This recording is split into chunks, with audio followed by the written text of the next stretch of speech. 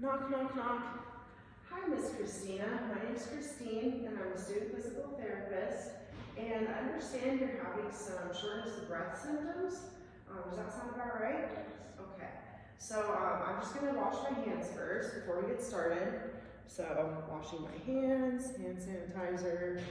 In reality, I'm doing it at the sink. All right, so I took a look at your vitals. They were all within normal ranges, but you're just having that symptoms of shortness of breath. And I also did see from your chart that you do have CPOD or COPD, emphysema dominant. So you might be retaining some extra air in your lungs that you can't get out, which might be the reason why you're having some shortness of breath. So today I'd like to perform a couple of examinations on you. First, I'd like to listen to some lung sounds with the stethoscope, and then I'd like to take some measurements of your torso while you're breathing to try to assess if there's any weird noises with the lung sounds or if there's some areas on your chest that just aren't expanding when you're trying to breathe. Does that sound okay to you? Yes. Okay, so in order to do this, I'm going to need to have you remove your shirt, and then I'm going to have you be, I'm going to have to use my hands on you in order to perform the examination. Is that okay if I do that? Yes. Okay. Do you have any questions or concerns for me before we get started? No. Okay, wonderful. So, just so you know, when I'm going to use the stethoscope on you, I'm going to be placing it at the anterior segments of your upper lobe, so that's here and here. And then I'm going to be placing it on the lower lobe, the lateral segments, so about right here. Okay. Does that sound okay? All right, so I'm going to have you just go ahead and remove your shirt for me. And again, what I'm going to be listening for is just a nice swishing sound as you're breathing in and out. Some abnormal noises would be either an absence of noise, some wheezing, crackling, or maybe flapping sounds. So I'm just looking for any abnormal noises. Okay. So I've already tested this by tapping on it to make sure that this end is on. So I'm going to put my ears, and I'm going to start with your upper lobes, and I'm just going to have that guy right there. Okay. So is it okay if I just scoot this to the side a little bit? Okay. And just go ahead and take some big deep breaths in and out for me.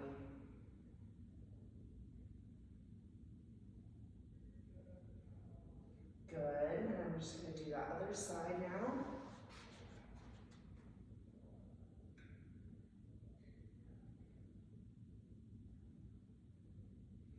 All right, good. And I'm in that second rib space. I heard nice normal bronchosvesicular noises, just nice rushing noise. So now I'm going to do the lateral parts of your lower lobes. So I'm going to have you kind of turn around in the chair for me just so the camera can see. And then I'm going to be right underneath the inferior angle of her scapula on that lateral third, outer third of her torso. Go ahead and place your left hand behind your back for me, and that way I'll be able to find that inferior angle. Perfect. Go ahead and relax. So it's going to be about right here. So is it okay if I kind of lift your bra strap out of the way? All right. So we're just going to go ahead and put that right there. And go ahead and take some big deep breaths for me. Awesome. Go ahead and do that again. Good. Just give me one more. Nice. Awesome job. I'm going to do the other side now. So again, I'm just right under that inferior angle of her scapula. I'm going to move that bra strap out of the way. Go ahead and take a couple big deep breaths for me again. Awesome. Great. So I just heard some nice vesicular noises. Just some nice rushing sounds. There wasn't any wheezing or flapping or crackling, so those are all normal lung sounds. Yeah, and go ahead and turn around. Perfect. So now we're going to do our 3 measurements across our chest, and basically what we're looking for here is just to see how much your chest cavity is actually expanding while you breathe in and out. Now, since she has emphysema, there might not be that much of a difference, but we can use these measurements to determine which areas are the worst, and we can use them as an asterisk sign to come back later to check and see if our interventions are making any progress with this patient. So I I'm going to use the centimeter side. I'm going to document that I'm going to be using the centimeters. I'm going to stay consistent with centimeters. So the first one I'm going to do is going to be right under your armpits. So I'm going to have you go ahead and raise your arms up for me. And then I'm just going to reach around. Is that okay? Okay. So I'm just going to come through here. Nice. All right, you go ahead and relax. I'm just going to move your ponytail to the back if that's okay. Awesome.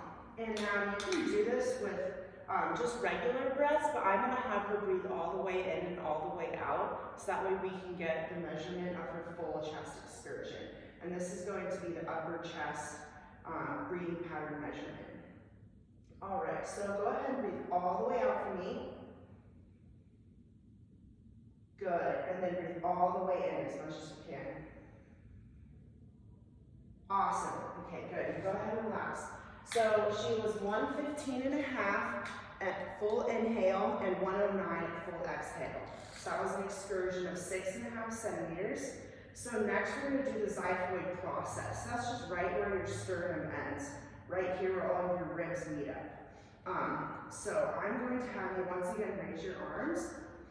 And I'm just going to come right underneath your bra. Is that okay? Okay. So I'm just going to reach your arm again. And then, is it all right if I have you kind of move your breast tissue out of the way so we get right to where the xiphoid process is? Awesome. Thank you so much for doing that. All right, so we're going to do the same thing. You can go ahead and breathe out all the way. Good. And then big breath in as much as you possibly can. All right. Good. You can go ahead and relax. So the full inhale was 94, full exhale was 91. So she had an excursion of 3 centimeters. And then the last one I'm going to do, that was for upper chest and diaphragmatic breathing. So the last one we're going to do is midway between the bottom of your sternum and your umbilicus. And this is going to assess diaphragmatic breathing. So I'm going to find right here, that's midway between her xiphoid and her umbilicus. It's about at rib 8. So I'm going to place this around you. And then same thing that we've done the last couple times. Go ahead and breathe out all the way. Good, and then breathe in all the way. Nice. Okay, perfect. We go ahead and relax. So she was 99 at full inhale, 95 at full exhale, so she had a total excursion of 4 centimeters. So I would have been documenting those measurements down as we go along, and then we can refer back to them later to see if they are improving as we perform our treatments. So, and once again, the reason we did both of those measurements, or examination items rather, was to see why she's having dyspneic symptoms. All right, there we go.